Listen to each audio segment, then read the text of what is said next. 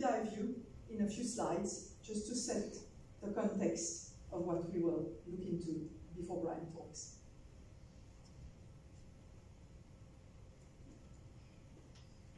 So, just sharing a few concepts and a few figures to put you in the conversation.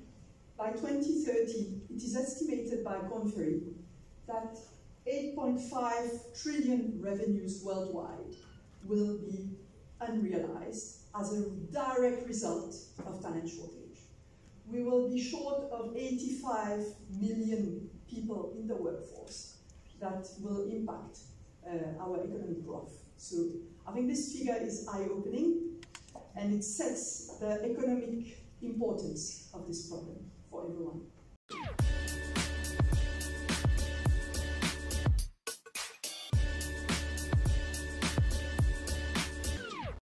So let me highlight some key points of the agenda for the day. We have our main speaker, Brian Adams.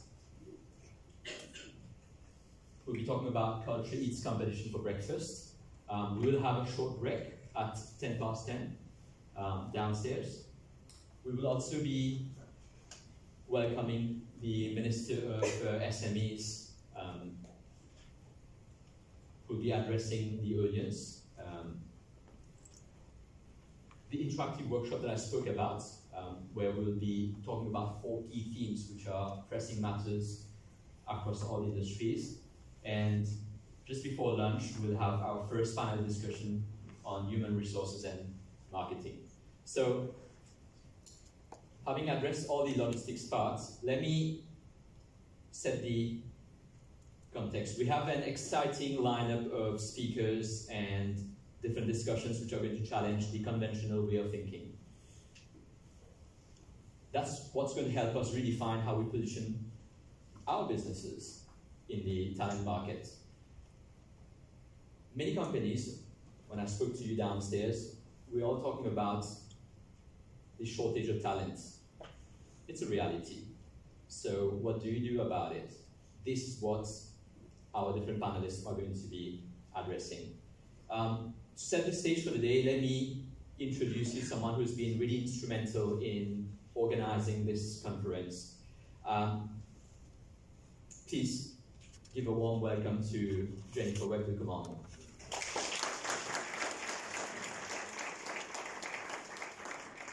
So Jennifer, she's an accomplished entrepreneur with more than 20 years in the field of strategic HR management.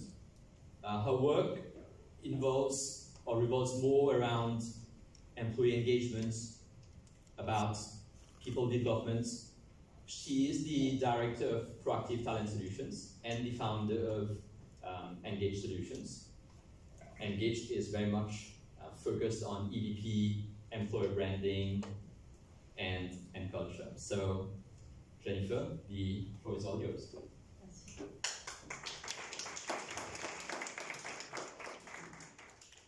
Thank you, Ashish. Good morning, everyone, and welcome to Brand Within 2025.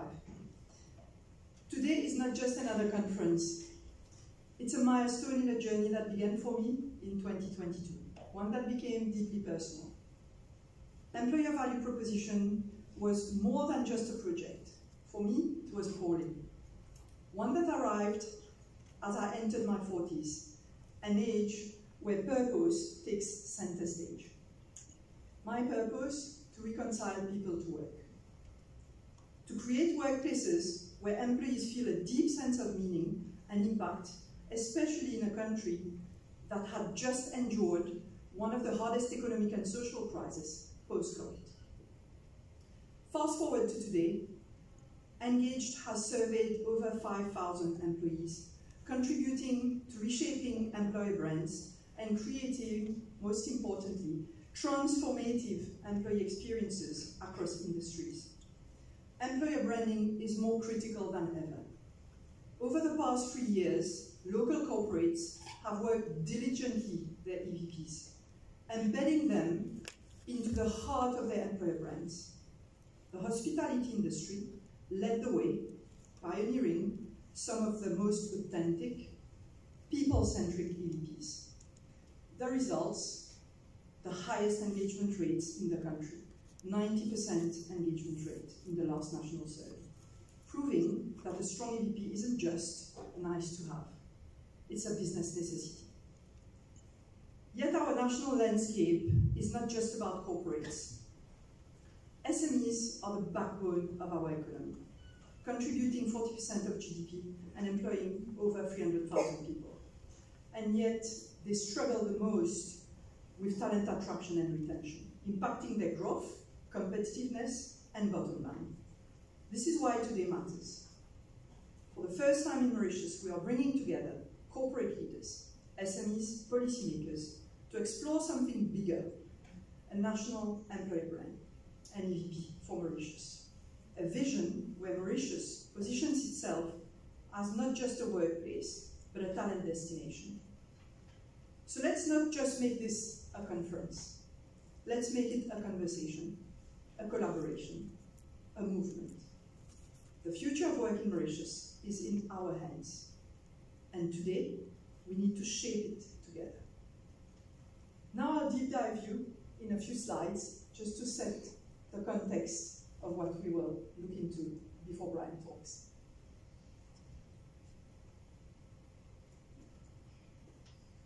So, just sharing a few concepts and a few figures to put you in the conversation.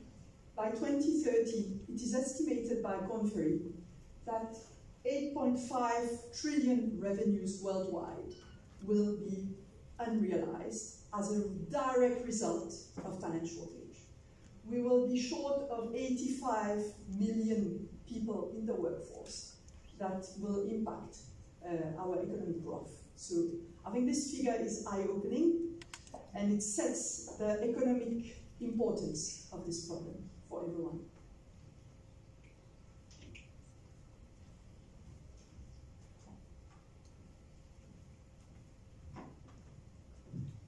So, setting the scene of what is employer branding, this is something very important to understand. Employer branding doesn't exist on its own. It's an outcome and it's a result of your culture and your employee value proposition. So, the culture, just to put some words on defining culture, culture is the personality of your organization, it's the behaviors that prevail and the values that prevail within your organization. It's the way people behave and what makes them who they are. It's part of the identity. The employee value proposition is really how you differentiate yourself in what you offer your people to stand out versus your competitors. What differentiates you? And I will look into later the fact that it's more important to be differentiated than to try to be the best, because being the best is not a strategy. So those two coming together equals to how organization brands and markets their value towards their audience of employees. So this is the definition for us of employer branding. So it's very important to note that the employer brand will not exist and will not have all its authenticity if we don't work on the two previous elements, which is culture and EVP. The difference between employer branding and corporate branding, so customer branding. Customer branding, from our perspective, and I'm sure the marketers talking today will share their perspective as well. For us, customer branding has a goal, a commercial goal. It has an aim to sell. Okay, the purpose of commercial branding is to sell, is to make people want to buy your services or buy your products. Employer branding, on the other side, doesn't want to sell to everyone. We want to be able, through the brand we project, to be compelling for the people that are meeting our values and the profile we need to work within our organization. So unlike all other kinds of branding, employer branding becomes more valuable the more it understands and uses its downsides. That's the main difference. If we want authenticity in the way we market our employer brands, we have to be able to put on the table the good and the bad, the positive and the challenges. This is the rationale behind attracting and compelling the right people and not the best people for your company. The best is not meant for everyone. The right people for your businesses is what matters the most. So I just wanted to give a snapshot of how customers, most companies for whom we work always tell us employees are equal to customers in this business. I just wanted to show on a picture the first things customers see entering a business and the first thing employees see at the start of their employee journey. So this is a touch point. The entrance to work is a touch point. If we're looking at as employees, as customers, entering the workplace is a moment, right? So I was talking about the best versus being right, attracting the right people. So the best is a synonym for the same. Trying to be the best or wanting the best candidates in a recruitment process is what everyone wants. But it doesn't put into perspective what your actual needs are and what you are looking for exactly in the person that you want to hire in your business. So instead of being the best, we suggest you try to be real instead, being authentic, being who you are. Someone later in the panels will be talking about the best brand is you. Your people is your brand when it comes to employer branding. It's never been so true. So whatever they have to say, whoever they are, their goods and bads, this is who they are, and this is who your company is. Because the employee at the end of the day will spend a few years within your business. The customers, they are here for a short touch point and a moment. So it's not the same perspective. So many companies are great places to work, which is awesome, which is a first milestone on the market. But what's more important is also to know who you are great for. Nobody is great for everyone. Everyone is great for a specific, think about it like when you get married. Not every husband or wife is good for you, right? So you have to choose and have your criteria. So it's the same for employer branding. Not every employee is meant for you. Actually, as a matter of fact, less people are good for you and most are bad for you. Which is why the rationale of Brian is to repel the many, to have your employer brand act as a filter and compel the few. Talents wouldn't be called talents if they weren't scarce, right? So it's all about that. Who are you great for should be a bigger question we should ask ourselves today, more than ever. Otherwise, we will never know how to attract the right person for us. So this starts inside, this starts within, right? A great work experience for employees means absolutely nothing. Who is employees? Employees encompasses several personas. As we talk for clients about personas, you have women, men, Gen X, Y, Z. This is a non-exhaustive list, by the way. I just quoted the main points. But a true personalized employee experience, this is already a challenge, to be ensuring that within your businesses, the employee experiences you provide are best suited for women, for example. Why I take women? There's a big portion of our national population workforce, unemployed workforce, who are women. This is the targeted persona. That should be a national target today because the statistics are very compelling. So how do you attract women if your employee experience internally is not fit for women? In terms of work-life balance, maternity leave, you name it. So many things that women need. What do women need the most? What we've seen is work-life balance, for example. So this is the key element to put forward in your brand to attract this population. Also, as we all know, culture is the byproduct of consistent mindset, not behavior. I want to flag this because it's very important. In many cases, we work on behaviors to drive results, and behaviors on the short term will drive results within our cultures. But what will transform our culture is to work on mindsets. Mindsets drive behaviors. So the most important element to focus energy is definitely mindset. Behaviors are good, but they have a short-term lifespan. Mindset is what is sustainable. So working on your culture, many people talk about behavior, but behavior is not enough. Changing behaviors is not that challenging anymore. It's really about changing mindsets. So to close and to pave the way for Brian, you can only sell the truth. Employer branding is not about making promises, it's about providing them. It's about living the culture, not talking about the culture.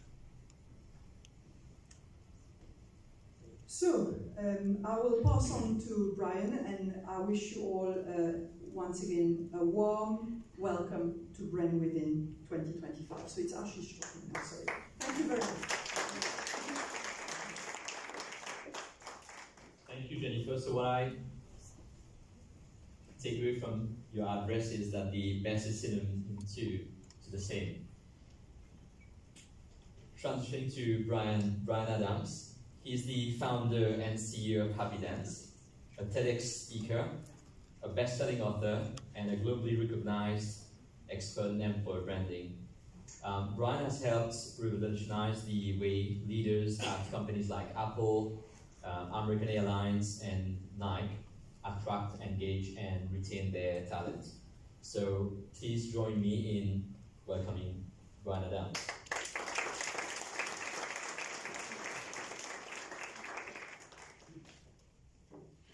You know, I really do think we owe Jennifer and team a debt of gratitude for today, for this conversation right now. I honestly believe that in 50 years' time, we'll look back on 2025 as a seminal moment in business history. Post-COVID, people now are more focused and clear with what they want out of their career, out of their life. And they're also more intentional and determined to get it. And that makes what we do way harder. However, with the advent of AI, I think 2025 we will see the first generation of maturity such that this new technology changes the landscape like we've never seen before. The industrial revolution took 50 years to embed. By today's standards, our businesses are being asked to transform the equivalent of minutes. But the really interesting thing is, with AI, now, technology used to be the competitive advantage. Organizations who could invest in innovation and use technology to leapfrog the competition, they could get ahead. But now, AI has just changed all of that. Technology, innovation has just become a commodity. It's just become a utility like gas and electric and water available to us all. So, now, something is revealed that I knew was always there all along, and maybe you did too. People are the only true competitive advantage left in business. So the race is on, and culture wins. Let that sink in for a second. Culture wins. The problem? We're being asked to transform so quickly. Now, people don't resist change. They resist being changed. So it's down to you. How are you going to lead your people into this new landscape? Ask them to do things they've never done before in unfamiliar territory. Are you going to refresh your values? Will that do it? Are you going to invest in some skills training? Is that enough? Or are you going to go back to the textbooks that we've all been reading for the last 50 years in our MBA and our business schools? My life's work is aimed squarely at proving that employer brand deserves to be the #1 business strategy in the MBAs and the business schools around the world. Yet, you look at Michael E. Porter's Competitive Advantage and his competitive strategy. Those are 2 textbooks written in 1979 and 1980, and they are still the foundation, the bedrock of business school teaching today. And in them, you will find exactly 1% of that content referring to culture and employer branding. Even HBR's top 10 reads refers to just 2% employer branding and culture related topics. Whilst the new business books are being written, you have an opportunity to get ahead. And I suggest you take it. Only 61% of any global organization have any semblance of employer brand strategy today. Blows my mind. With the SMEs, only 37% of us are thinking about this. Therein lies the opportunity for you. I suggest you take it. Because I'm seeing it. The gap between those who invest and prioritize their people is getting bigger. And it's going to get harder to catch up. But not all strategy is made equal. Even the big organizations don't always get it right. In 2017, does anyone remember, it was world news where Apple launched Apple Park, the big donut that cost $1 billion. So early 2018, I visited this place. It was amazing and it was super exciting the first time. The second time I visited Apple Park, it felt more like the Death Star. I was terrified. Let me tell you why. I'd been summoned by the senior leadership to give a briefing on the first draft of the research and distillation and the initial recommendations of their first ever global EVP. Now, this is usually the most exciting moment in the consultancy. This is the bit where you get to reveal some insights and show them the magic inside their organization and what they can harness and use as a competitive advantage. I love this bit, but not today. Because I knew that I was about to tell them something that they weren't going to like. I was excited about it because it was an opportunity, but I didn't know what they were going to say. It boiled down to this. I walked into a room twice the size of this, and there was about 12 people in a horseshoe staring directly at me. And these were 12 of the smartest people on the planet.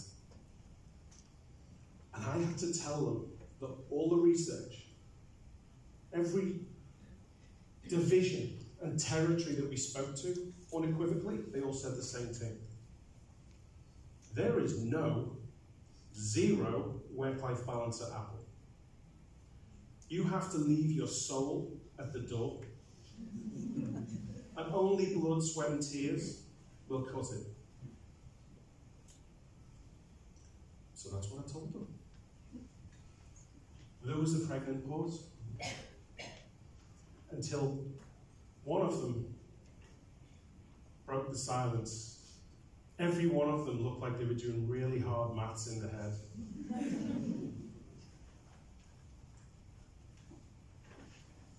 He said, "What the hell do you want us to do with that?" I said, well, I suggest you lean in and you grasp the opportunity with both hands. We can't tell our people that. They'll leave. That's when Ennio had them, because the simple answer was, they won't leave. It turns out, they already know. They're the ones that told me. Now, for context, this was also at the time where Google were replacing staircases with slides. They had bowls of blue M&Ms. They were offering free laundry, 24/7 restaurant service food. That looked fun. And I'm telling Apple to lean in to the fact that there's no work-life balance. What the hell does that mean? Let me show you. They weren't wrong, they were just incomplete. They wanted to be attractive, not compelling. What's the difference between attractive and compelling? I'll show you. Attractive is, come and work at Apple. We're the largest organization on the planet. You'll be surrounded by the smartest people you've ever met. To work here means that you will be infinitely more employable afterwards. You can have unlimited resources, learning and development.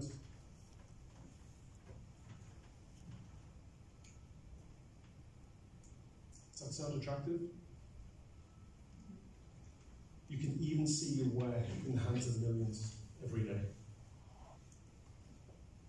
We will pay you top dollar. Our benefits are phenomenal. I want to work there myself. It sounds fantastic. It's incredibly attractive. There's danger in that message to be genuinely attractive. You miss the opportunity to be compelling. Here's the difference.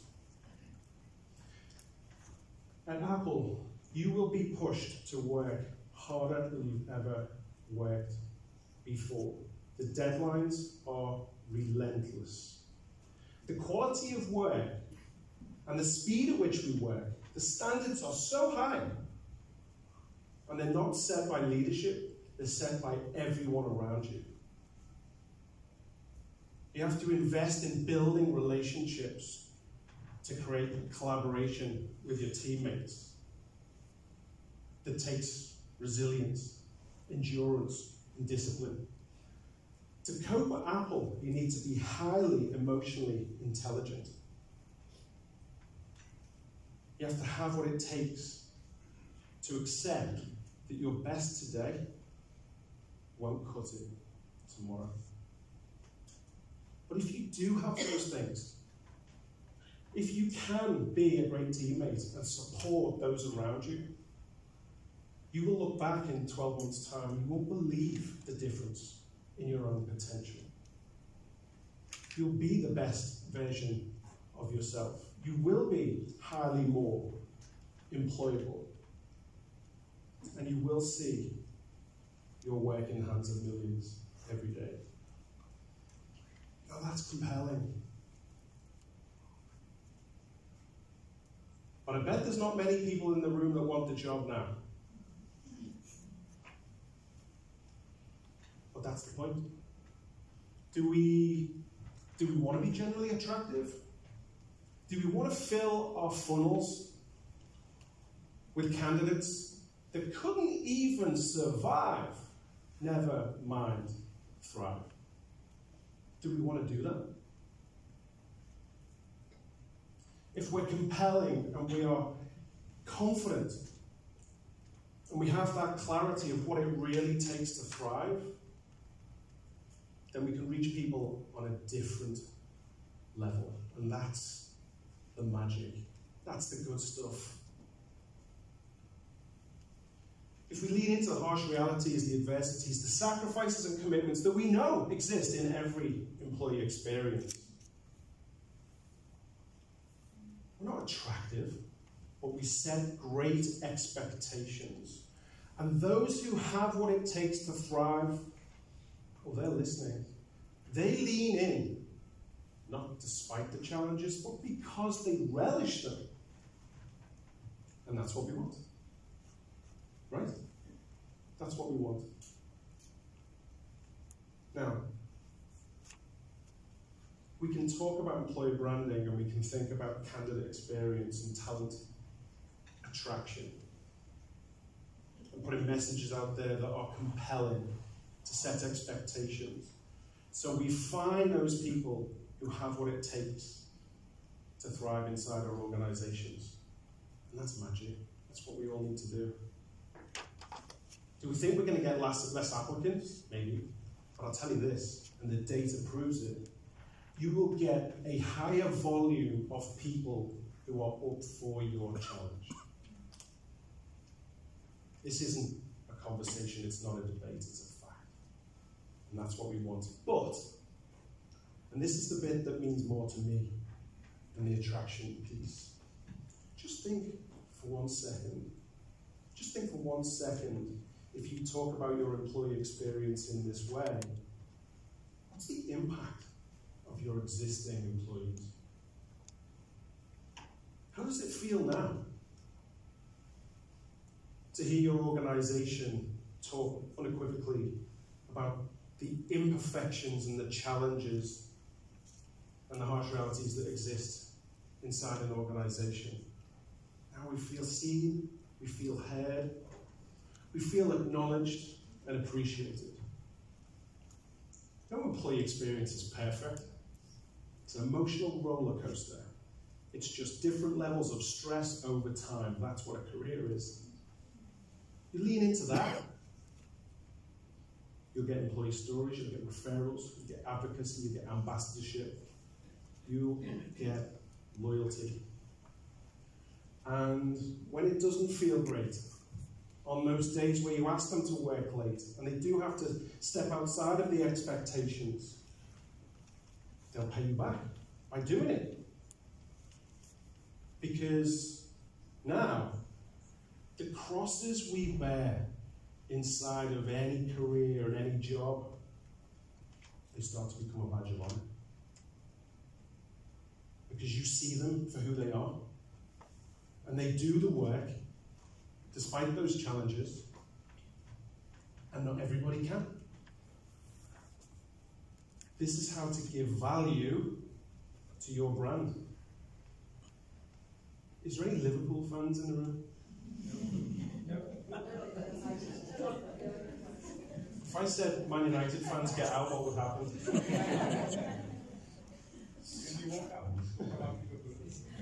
So anyway, the greatest football team on the planet.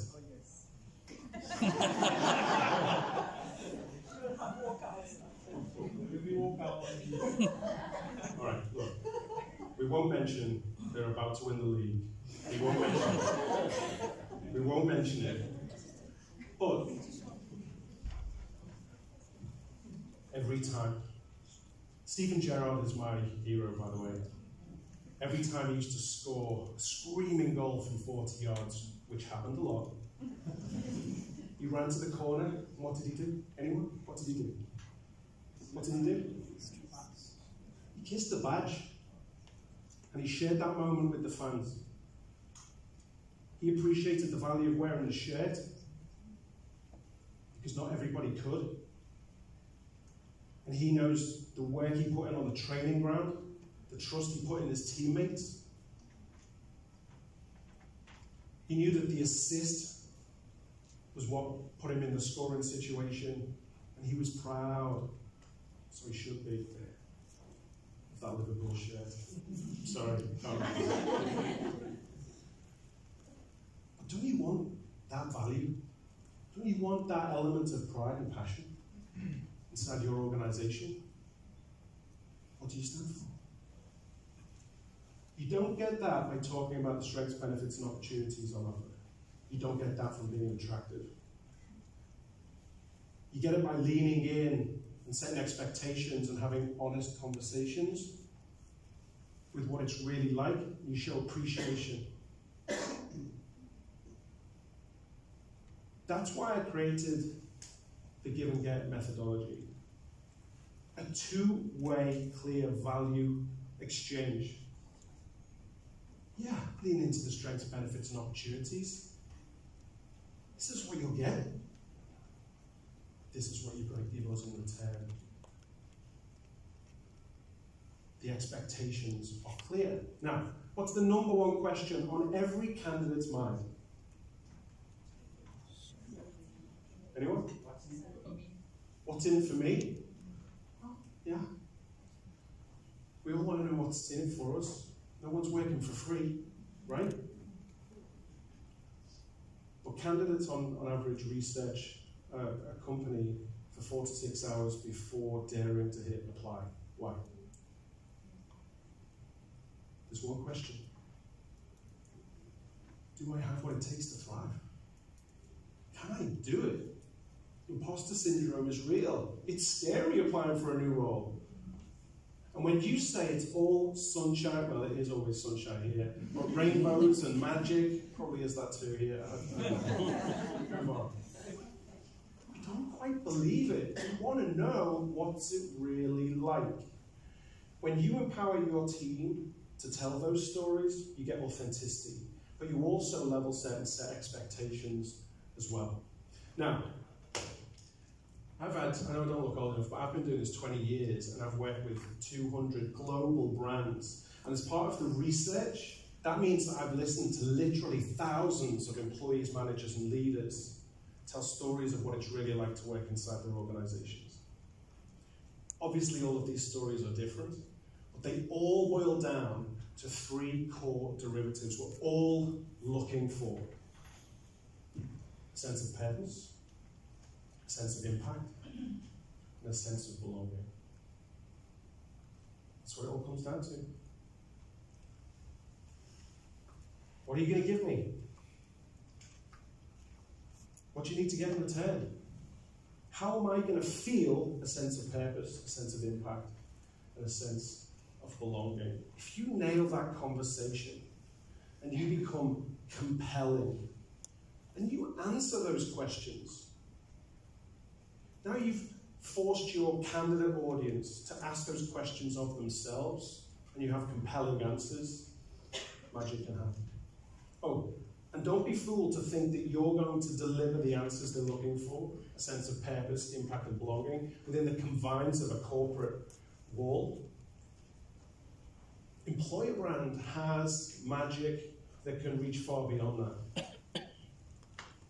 After working at Apple, I was summoned to Dallas, Fort Worth, the global headquarters of American Airlines. I thought I was pitching for the work, but apparently they just wanted me to do it. They said, if you're good enough for Apple, you're good enough for me. So I'm like, all right, let's do this. 130,000 employees worldwide. There's no way you can't fly in the American Airlines network. It's the largest airline on earth. I was really confident coming out of the Apple gig, to be honest, for about 15 minutes when I walked in and discovered that whilst the employer brand work that I'd be doing was going on, they were also doing the corporate brand. And Simon Sinek was doing that. I had to work alongside him and his team. No pressure. To make it worse, after 2 months of speaking to thousands of people across the globe in American Airlines, I've got to share with you, I was coming up with nothing. Yeah, they were saying all the regular things, and like it was just, I was finding insights, don't get me wrong, but the DNA, the heart and soul, the magic I was looking for, that I'd always found in organizations before, was eluding me. I was losing my mind. I had a couple more workshops to do before reporting back what I found. One of them was aeronautical engineers. So again, I was taken to Dallas Fort Worth, and before the workshop, they gave me a tour of the biggest, craziest aircraft hangar I've ever seen. They let me sit in the cockpit of the 747, I walked along wings of the 777 and actually sat inside a Rolls-Royce engine as big as this room. I was like a kid in a candy store. And I was having a great day. I walked into the workshop, chippery as you like, and I thought, let's start with an easy one. Hello, fellas. Why do you love working for American Airlines? Well, I did not expect what they said next. Every one of them like this.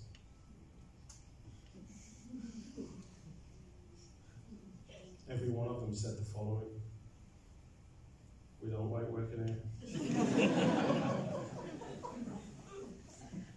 The agenda and the questions I prepared on this sheet went out the window immediately. And the next 20 minutes was really uncomfortable. I was fumbling around and searching for something, just trying to get a pulse. It was hard work.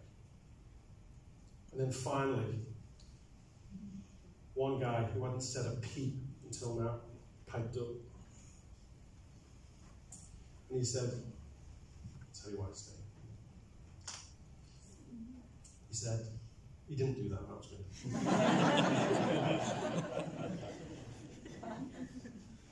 He said, look, I've got to cope with not one, but 2 unions. I'm training a young kid at the moment, and I know I'm training him to take my job. I have to deliver 100% safety measure every day. Nobody says thanks. This is really hard. This is a good start. Like, where are you going with this? I said, well, in American Airlines, one of the benefits is you and your family can fly anywhere in the world at any time for free. So I'm like, oh, that's interesting. It's a nice benefit, nice little pay. But then he said this. He said, my parents were Mormon. We didn't have electricity. We had a horse and cart. In one generation, he said, my son has just graduated from Harvard. I'm really proud of that. He said, because when he was studying history, I took him to the Colosseum. I stood him in the middle so he could feel the magnitude of history around him. When he was studying geography, we went to all over the world in different countries so he could experience with his own eyes and smell the food and meet different people and understand and appreciate different cultures. I made him the man he is today. I got goosebumps. I was actually nearly in tears. That story was a watershed moment in that workshop where others then volunteered what they do. And we heard stories of being able to reunite grandparents with long-lost cousins and brothers that they never thought they would meet. Bringing families together and helping friends. The world was a smaller place. They felt a sense of dignity and pride, contribution to not just their family, but their community with what they could do. That was the insight I was looking for. And when we went to look for more stories, and we spoke to the flight attendants and the pilots and the operational staff and the sales and the marketing and the accounts department, they all had stories of what their career meant to the quality of life outside of American Airlines. The sense of purpose, the sense of impact, the sense of belonging reached far outside the confines of the corporate walls. When you think that there's a detail, a benefit, what about the impact of that? If you know your people well enough, what really matters to them, and you can reach in and show them that with empathy you've created something for them that they really appreciate and care, they'll pay you back.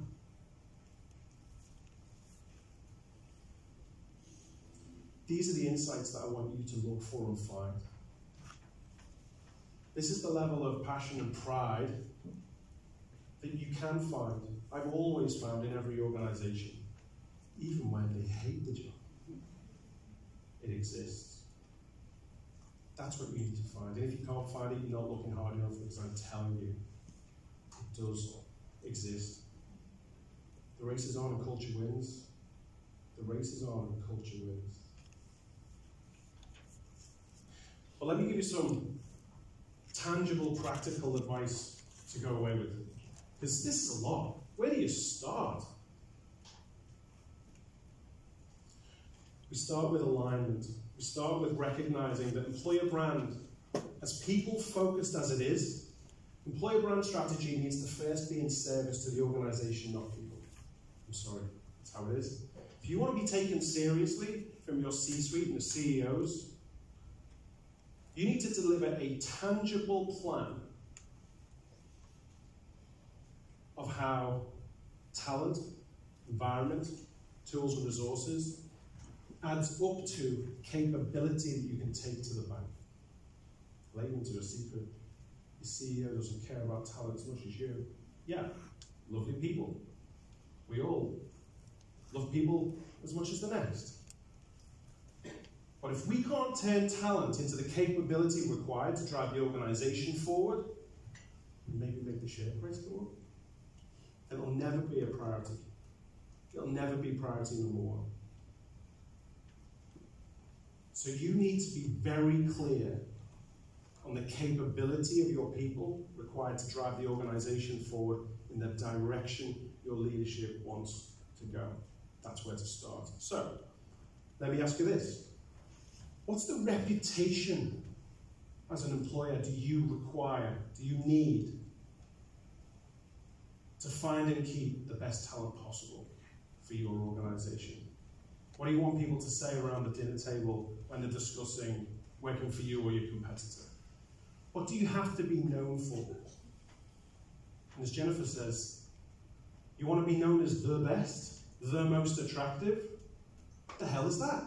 It doesn't add up to a hill of beans. We need to be more tangible. What's your reputation really about? What does it stand for? How do we articulate it? How do we want somebody else to repeat it?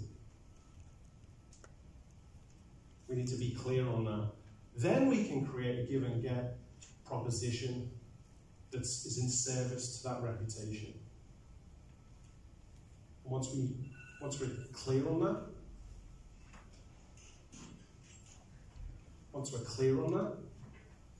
we can create the talent experience that proves it. Where does it need to show up? Where does the magic happen? Where's the proof for your candidates and your employees?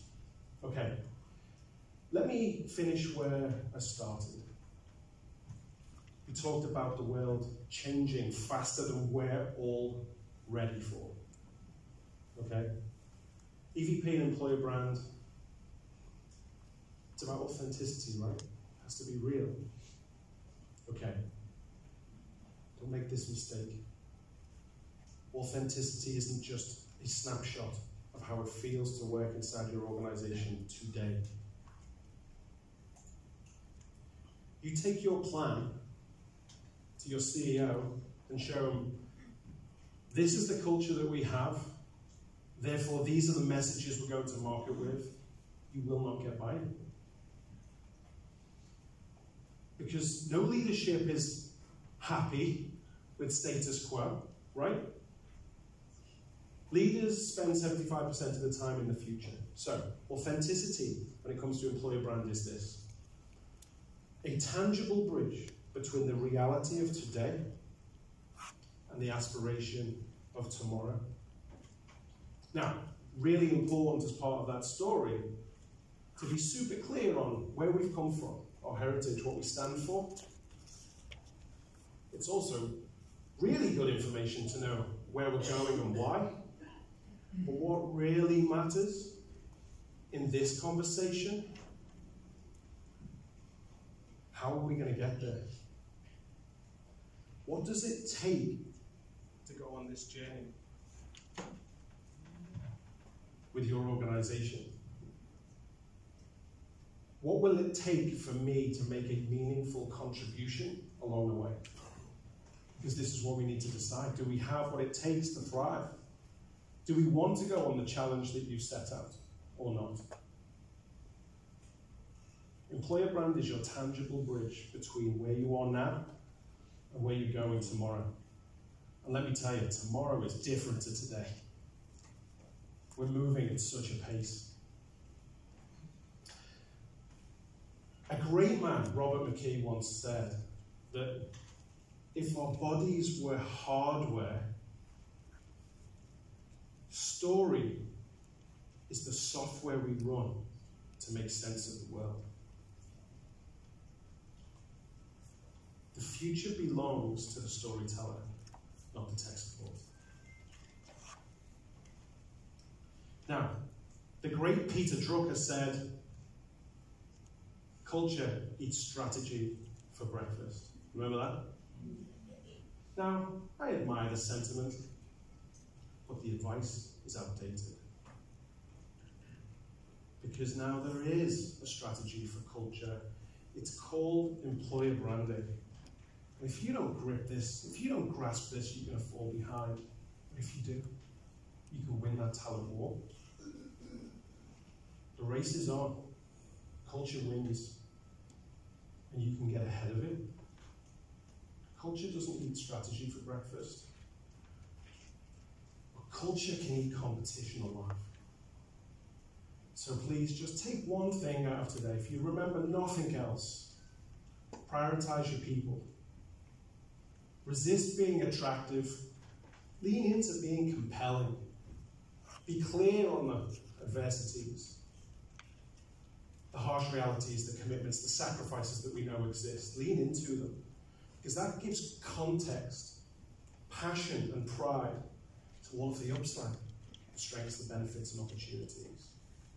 If you just get that right and you align with your CEO's vision of where you've got to take the organization, what talent and environment and tools need to add up to, from a capability perspective, man, you're going to move mountains. And I wish you the best of luck. Thanks for listening.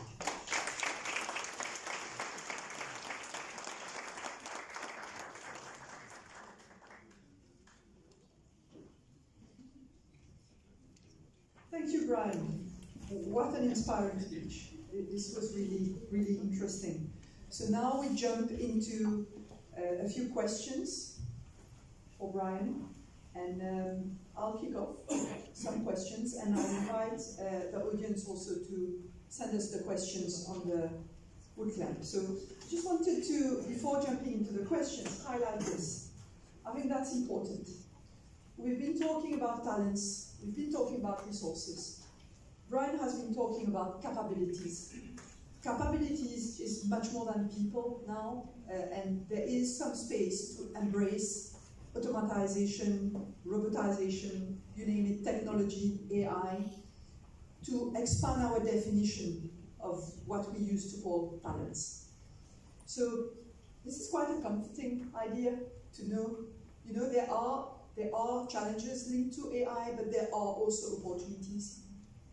And I think the most important plan an organization needs today is a workforce plan that embeds AI as part of the solution, not just as part of the threat.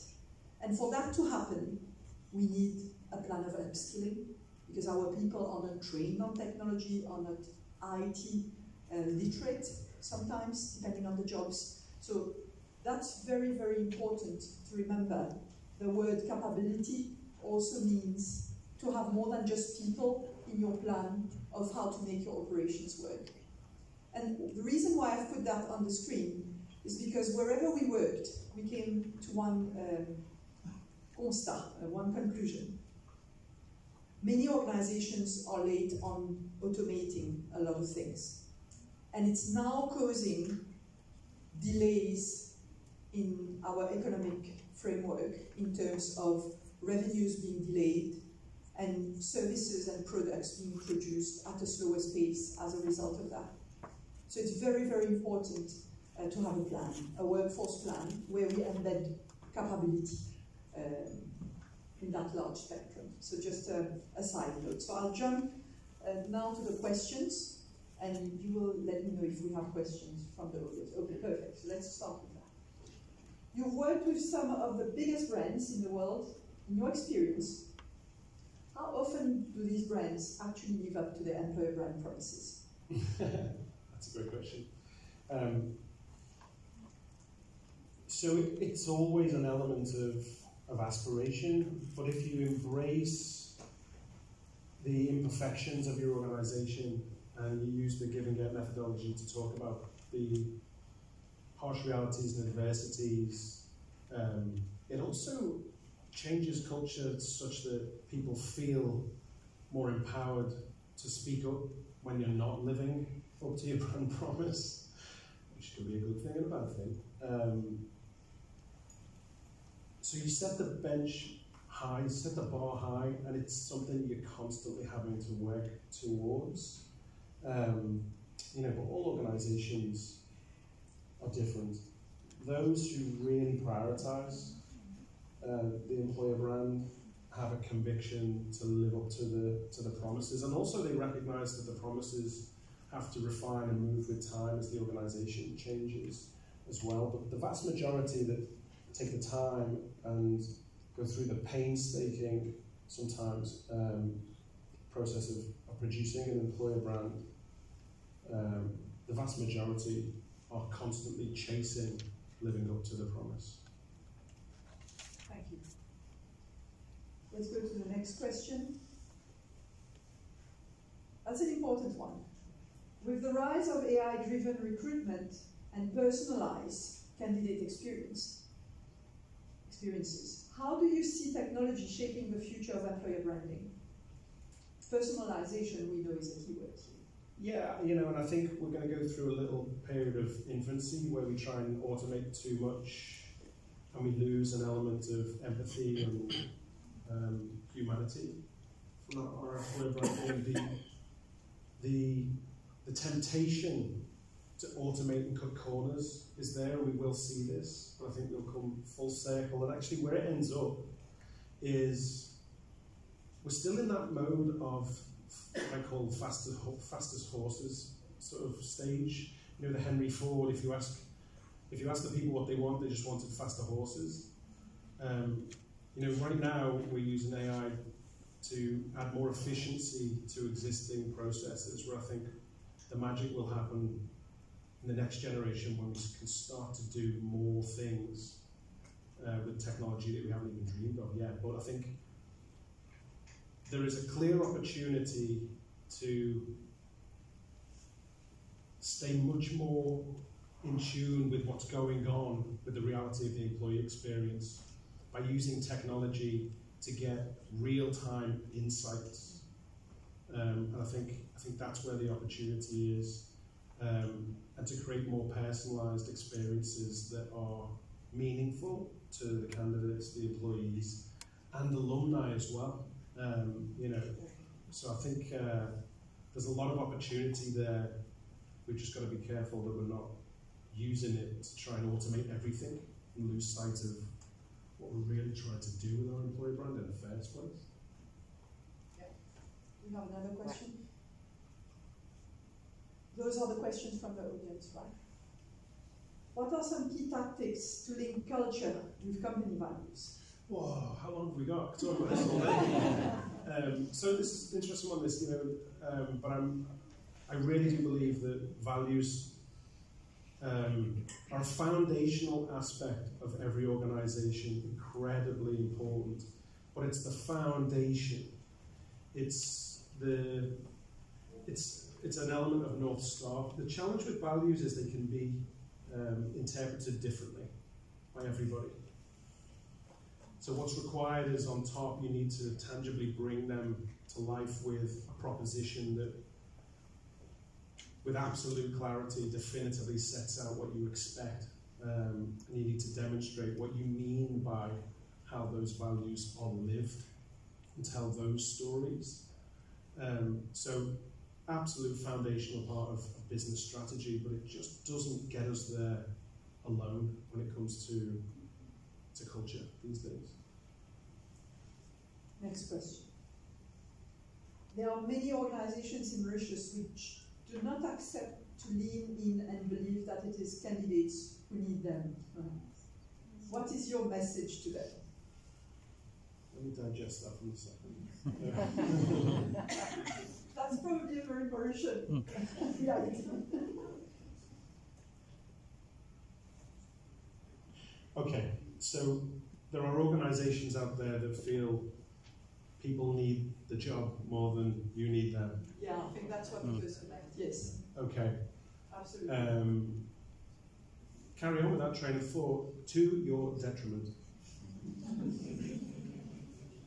You know, I've worked with some arrogant brands that have incredible consumer brands who think the prestige of that consumer brand means that they will automatically get the best talent. And you know what? You need to give your talent audience more respect than that. Because this is their careers. They are making career decisions. They will research you. They want to know what the give and get is. And by the way, I actually have this in Virgin. Oh my goodness, they are such a challenge in Virgin because what an amazing brand led by Richard Branson. It's like one of the most lovable entrepreneurs on the planet. And people expected a Virgin brand experience when they applied for a role. And what we found was the candidate experience was so bad. They were so shocked and appalled that they were going home and cancelling their Virgin subscription and moving to a competitor.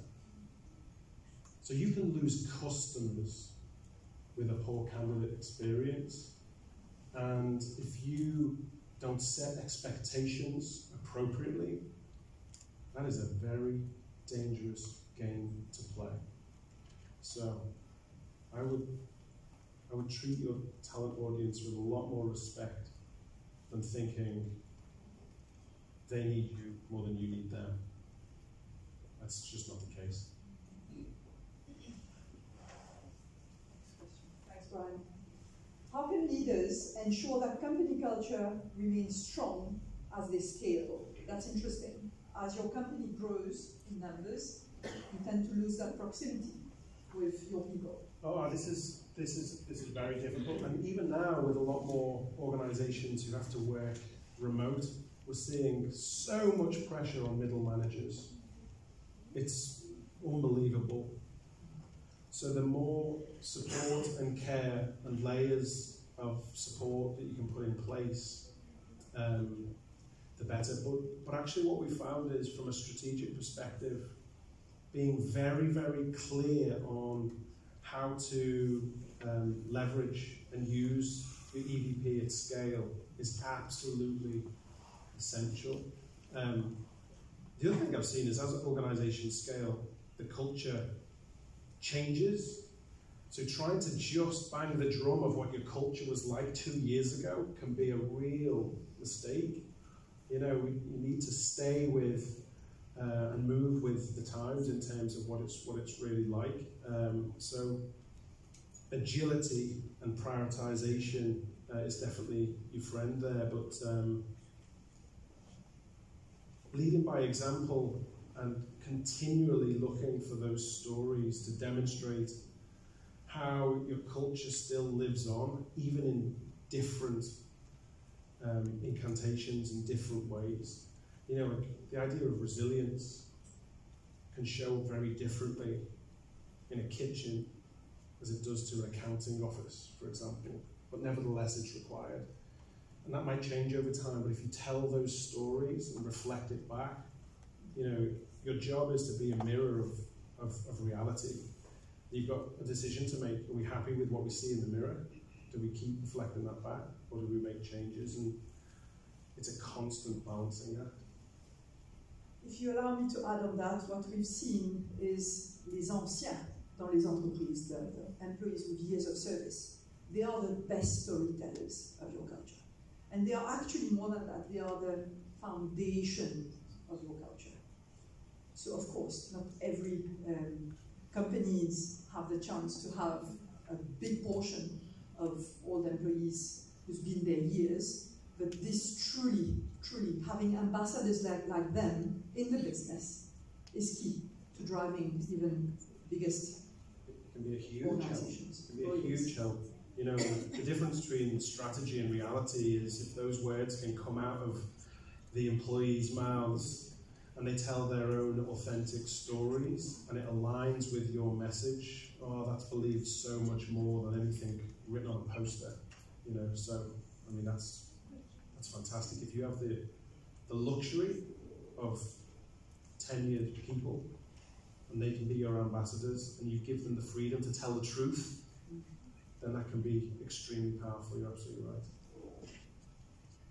Okay, let's go to a last question. With AI and remote work reshaping businesses, how do you see company culture evolving in the next 5 to 10 years? In that question, it's interesting to look at the fact that AI is going to be part of the culture. How do you preempt and prepare your culture?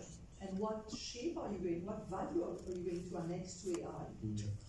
I mean, I think the honest answer is nobody knows what the hell's going to be going on in 10 months, never mind 10 years, let's face it. However, there are a couple of things that I always think about. You know, people don't resist change, they resist being changed. They can be part of the story if you empower them to move forward and be very clear with how the organisation needs to change and invite them to help, instead of scaring them with change around them and scaring them that they have to change in order to keep up. Like there's a lot of employees in a lot of offices and working in a lot of bedroom offices at the moment who are scared of what next week looks like. Set expectations, open dialogue, set a roadmap if you can, and then offer support. You know, we all need to learn more about AI because it's happening now. You know, have those honest conversations and be super clear. AI isn't going to take your job, but somebody else who knows AI better than you might take your job. You know, so give them that opportunity. This is an opportunity people will grasp with both hands. And I think this is another example of needing to be agile, dealing with the unknown. But in the face of the unknown and uncertainty, I would also be reiterating what will never change. Give confidence and clarity around the things that will always be the same, and that's an opportunity to go back to core values and build on the foundation as well. Thank you. Thanks, everyone. Any other question from the audience? Anyone would like to?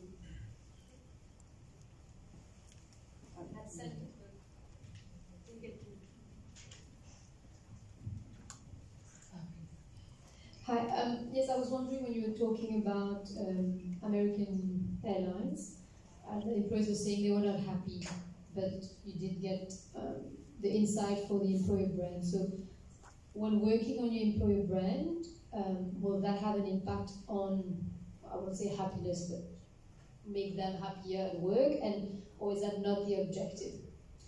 Well, I don't think anything could make those group of engineers happy. However, that wasn't the case all over the world with all of the employees, and you know, there's plenty of people that were happy, but that was an extreme environment where we were lucky enough to find the insight we were looking for. What it allowed us to do is create a campfire that everybody could sit around, a universal truth that everybody could relate to, something that on a foundational level we could talk about where everybody had their version of it. So it allowed us to then have the most diverse library of very different stories that all reinforce the core messages, and that's what we're looking for. That's what we're trying to do. We're all trying to create a playbook for a diverse global culture where, yes, it's different and it feels different all over the world, but we can share the values and we see how those themes show up in our environment as well as everybody else. So it creates a sense of empathy, togetherness, and cohesion that you can use as momentum to drive the organisation forward. So, does that answer your question? Great question. Kevin has another question. Thank you, and I know we are running out of time. Firstly, thank you very much. I think one thing that I really adhere to what we're saying is attractiveness versus compelling, and I think that resonates very clearly with me. Many lives ago, I was at Accenture consulting. At the time it was still Anderson Consulting, and we were talking all the time about people, process, technology, driving strategy. We've talked about people today a lot. We've talked a little bit about technology with AI. Process we haven't talked, but I think if we went through each of those rabbit holes, we come back to the same conclusion about authenticity, about the idea of collective intelligence as opposed to individual intelligence. At the end of the day, authenticity and that idea of storytelling, but I don't like the word storytelling, but I think I understand what you're saying behind is being truth in your story. It seems to be extremely important. What I'm hoping with the EVP and looking forward is we will still need to recognize process and technology as we deal with them. They're all, in my view, as equally important, If you're great at people, but then the processes don't follow, you will still, at the end of the day, create something in the loop that won't work.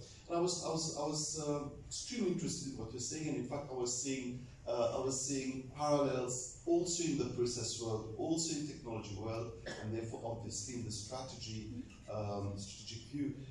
My question was when we were on storytelling, being able to tell the story, and in fact, storytelling changes also depending on time. That is at the level of a firm, that is the level of a department of a firm, or sometimes, in our case, emerges even as a country.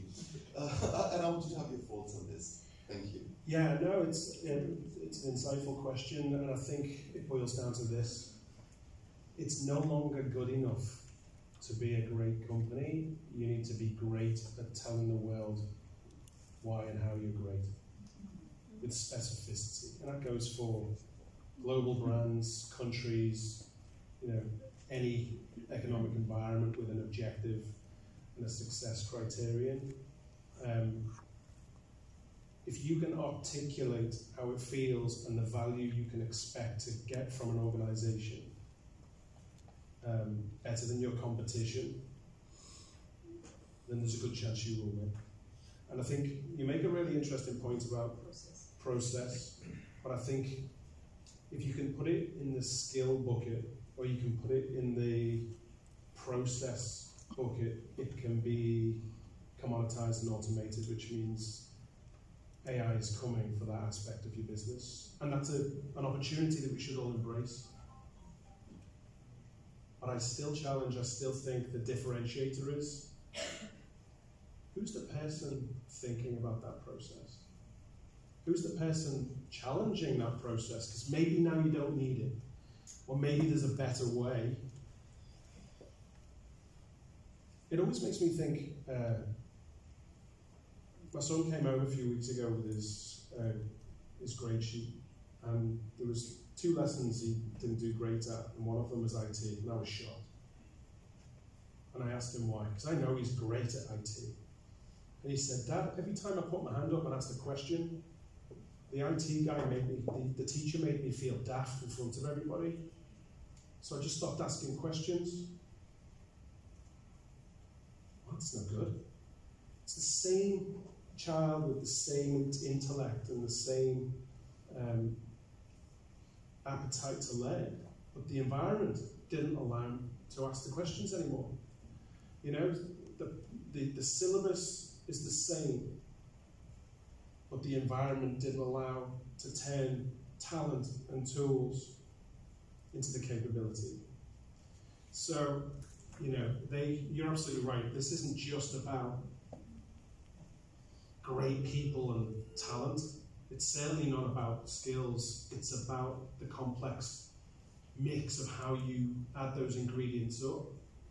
And some organizations will have the same ingredients as you and get more out of it because they're focused on the culture, the mindset, the psychological safety, the diversity, the inclusion, and the derivatives of a sense of purpose, impact, and belonging. So I could talk about this all day, but it's going to come back to people ultimately.